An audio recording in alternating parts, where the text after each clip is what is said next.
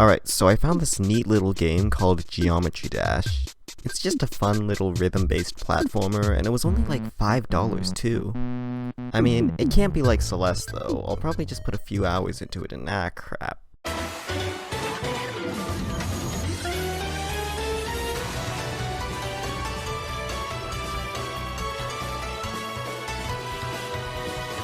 Look, we're all guilty of it. We have an entire backlog of games that we know are good and know that we want to play, but whenever we have free time, we always just go back to that one game we have hundreds of hours in. But why? What is it about these games that keep us coming back for more?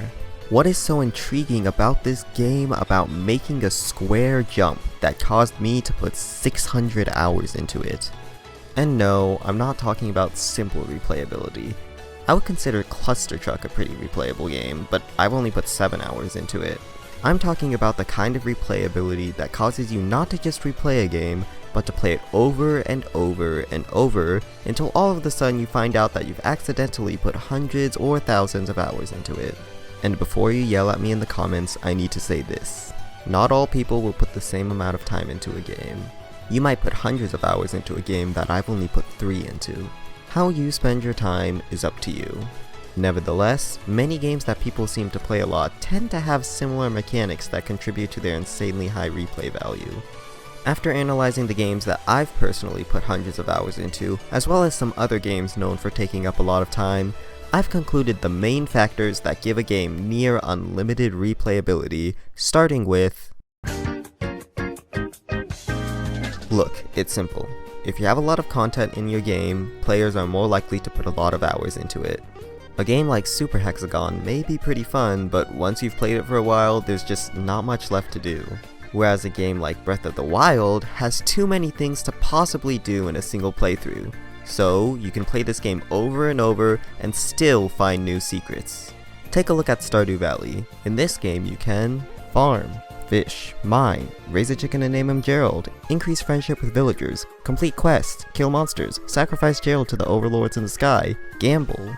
The list just goes on. There's an entire island in the game that you can only access after you're far into the endgame, or at least whatever endgame means in Stardew Valley.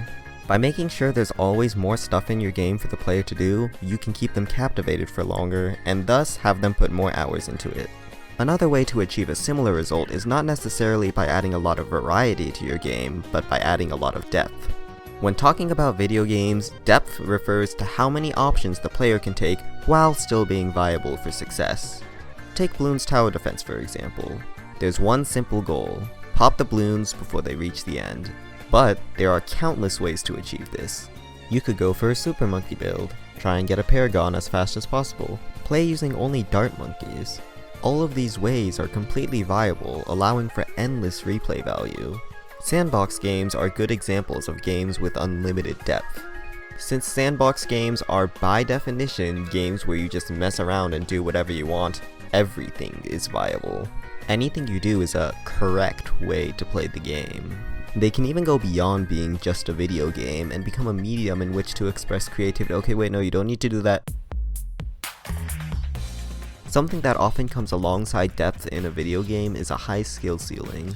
If we were to use a line graph to represent a player's skill in a game, the skill floor represents how good you need to be at the game in order to play it properly, and the skill ceiling represents how good you need to be to play the game perfectly with no mistakes. Having a low skill floor makes it easier for people to get into your game, and having a high skill ceiling makes it easier for people to stick with your game. Ideally, you would want both, but we're going to focus on the latter here. The reason having a high skill ceiling is so important is that players will always have something to work towards, getting better at the game. With a game like Celeste, the controls are so precise that the game is able to create ludicrously difficult levels that require mastery of all game mechanics. Beating a single screen could take hours depending on how good you are. Additionally, if your game has a good competitive or speedrunning community, the skill ceiling can increase exponentially. The desire to improve so that you can beat someone in a competition is a surprisingly strong force. In competitive multiplayer games, players are constantly searching for techniques and strategies they can employ. Super Smash Bros. Melee was released 22 years ago, yet its competitive community is still thriving. You know, if you ignore all the cease and desist it's received from Nintendo. As the game grew, people only developed more and more techniques, whether they were basic ones such as wave dashing and L cancelling, or more niche ones such as the Thunder Jacket. Oftentimes in competitive games, the believed skill ceiling is broken when a new groundbreaking technique is discovered due to constant labbing to try and find any sort of competitive advantage. And of course, if a new technique is found, you gotta spend a lot of time perfecting it, thus adding more replay value. Speedrunning is in a very similar boat to competitive. Take Mario 64 for an example. This game was released 27 years ago, yet runs are submitted to speedrun.com every day. Its strong community is always finding new strategies, techniques, and glitches to lower times. The first 120 star world records were in the ballpark of around 3 hours. The current world record beats it in a little over an hour and a half, almost half the time of the old record. And that's not even close to the theoretical perfect time. If you can always get better at a game, then there's always a reason to keep playing it. Of course, even then, you'll still sometimes run out of stuff to do. The perfect strategy will be found, and the game will become boring again since every match is the same. In this situation, developers can still keep you hooked on the game through clever usage of... Not everyone can be a good game designer. Sometimes your game just lacks depth, variety, or any reason to get good at it. However, thanks to the power of the internet, games are able to be updated post-launch. This can be as small as a quick bug patch, or as large as a new chapter or area of the game. This is most notable in online multiplayer games, where new updates and meta shakeups are constantly being released.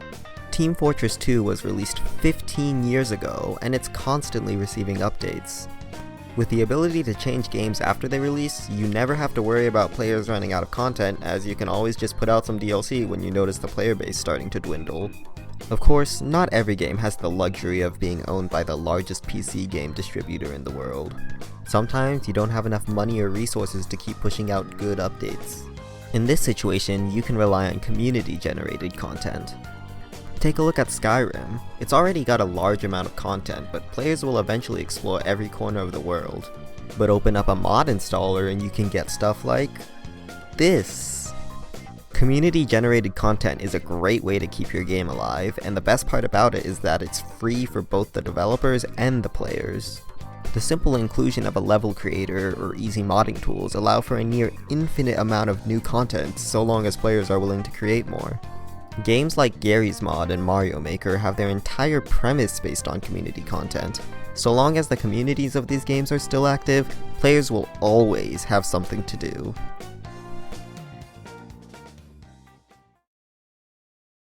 Okay, I have to admit, just because your game has a lot of hours worth of playtime doesn't necessarily mean it's good. Sometimes games keep pushing out low-effort updates or funding competitive tournaments in a desperate attempt to stay relevant. Arguably, one of the worst ways to make your game have more hours worth of playtime is to implement the use of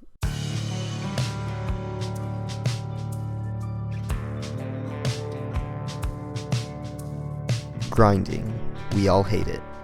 If for some reason you don't know what grinding is, grinding refers to having to repeatedly perform the same action over and over again in order to get the desired result.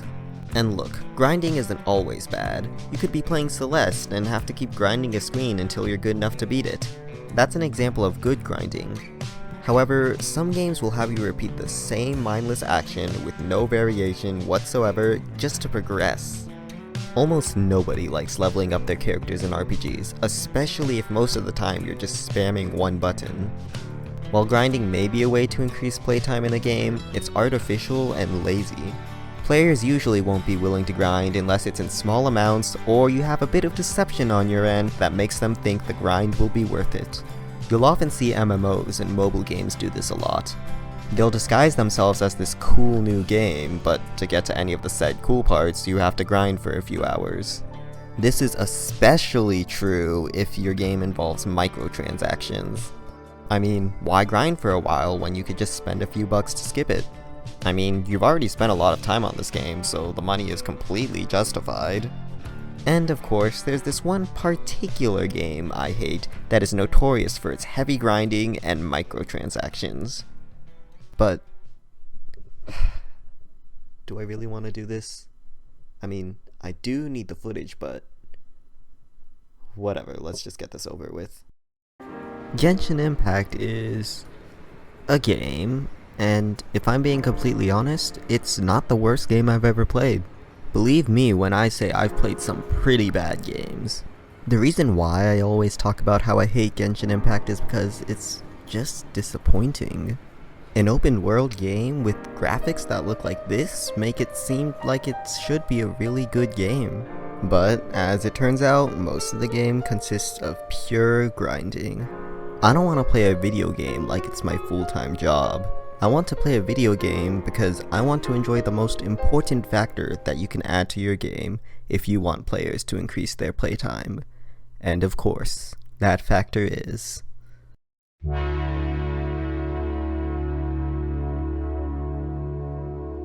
at the end of the day, most people don't play video games because they want their hours in it to increase. They want to be truly immersed in the game they're playing. They want to enjoy the time they spend playing it. They want to have fun. Some games don't have a lot of depth or variety. Some games aren't able to be played in a competitive manner. Some games don't have a super long and unnecessary grind. Sure, these factors can increase the likelihood of someone sinking hundreds of hours into your game, but eventually if players aren't enjoying your game, they'll leave it. In the end, it doesn't matter how much content your game has. It doesn't matter how much depth it has. It doesn't matter how easy it is to mod.